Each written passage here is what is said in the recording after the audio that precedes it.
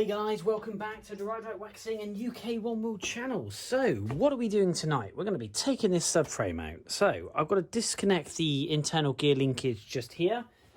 This is the CAD quick shift, and if you haven't seen the video for that, I'll put a quick link on the screen now and put it in the description, so you know where to drill the hole if you're thinking of fitting a CAD quick shift. I've disconnected the brake lines, which are just here. I'm going to be taking all this out anyway. I've got some good ideas. I've actually just contacted an electrician, auto electrician, so we're going to try and sort out all this bird's mess that we've got here and try and tidy up this, because I'm going to be hopefully modifying the bulkhead later on in a few more episodes. But we're going to take this subframe out. So we've got mounts at the front. We have the mounts that mount onto the floor just underneath. We have the top mounts, which are just here. And basically, yeah, that's it. And two shock absorbers. So we've got to disconnect the shock absorbers, drop that down.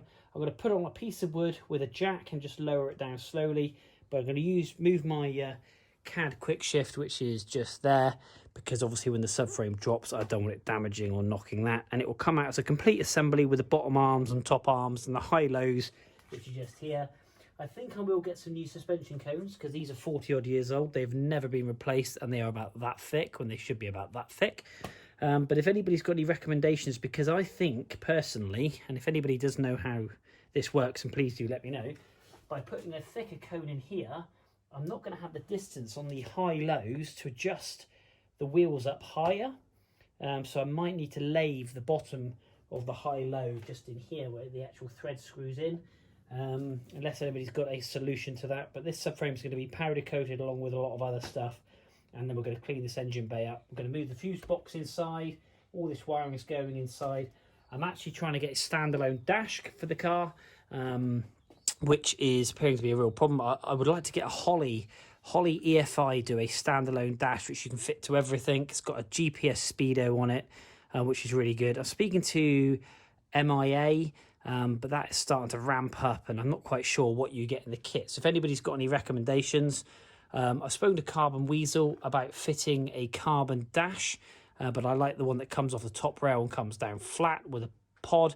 I know Mini Sport or Mini Spares, I'm not quite sure which one it is, do one, and I think it's actually from Curly Carbon Fibre. I think that's their dash. But if Carbon Weasel can make one, then I'll put that in, and that's going to be installed hopefully with a digital dash. So I'm going to lose the centre speedo, and all this wiring is going, because I have a lot of excess wire from the heater as well as other stuff that's been fitted in the past, stereos, etc., over the 4 years of transformation. I'm going to try, and again, if anybody's got any recommendations for this, fit the wiper motor on the inside, and we're going to try and get it very clean. I'm thinking of a CAD, so I'm going to change the braking lines completely and have front and back.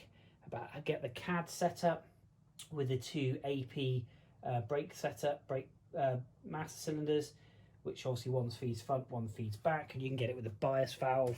So I've been looking at that as well. So we're going to go whole hog on this. Going to try and move the starter solenoid somewhere as well, so that's out of sight, so it's not going to cause any problems. I'm going to run the brake lines and the battery cable all inside the car as well as. So that's the plan moving forward. I expect I've repeated myself if you watch some of my other videos, but we're going to get this subframe out. 2 top bolts, 2 front bolts, bolts underneath, and shock absorbers, and we should have that on the deck by the end of tonight. I've just finished work, and the sun is going down. But most importantly, we'll have a nice beer Moretti, and we're going to crack on and get this out. So, cheers. Stay tuned. I'm going to pop you on time lapse, and yeah, put some music on, and let's whip this bad boy out of this car.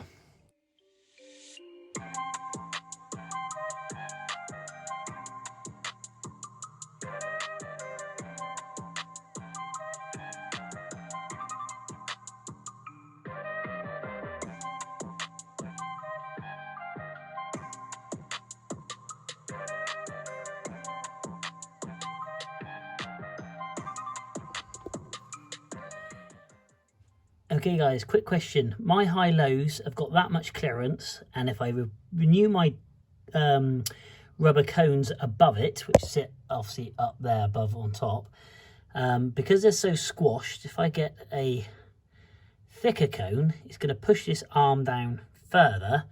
So how do I get the same ride height? I think I'm possibly going to have to get this engineered down, because this is quite a thick body. Is that recommended? If anybody can comment below, that would be much appreciated. But all this is going to be stripped out and cleaned and powder coated. It's not too bad, but why not? Gives me something to do while the engine's being sorted. So yeah, quick questions on that one, guys. Any feedback, muchly appreciated. Right, gonna get down here now. I'm gonna get these subframe bolts off here, those two, and then we've got the ones just in front here to undo. Then we should better drop it down. So I've got a piece of wood under now with the jack just to take the weight while we undo these, and then we'll lower it down. I'll take the top bolts off, which are just there, the yellow ones. Out it should come. Right, let's crack on.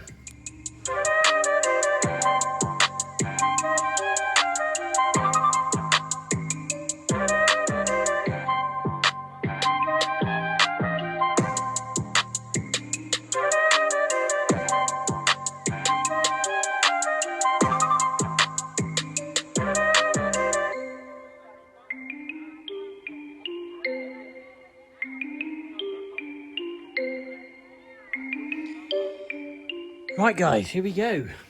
Top mounts are done, shock absorbers are done. I've left them on the floor, but the subframe mounts at the back, I've undone those that mount the actual solid mountings that I had to the frame. I've undone the bolts at the front. I've got a piece of wood holding up the subframe. Brake lines are disconnected, and I've actually my battery cable, which is going to run the inside of the car, I've actually disconnected that from the bottom of the subframe as well, because that's cable tied up, so obviously it doesn't drag on the floor. So we should be ready to go. I don't think I've never actually really ever taken this subframe completely out. I've detailed and worked around it per se, but I've never actually removed it myself. So this is an absolute first for me. So let's get the wood on there.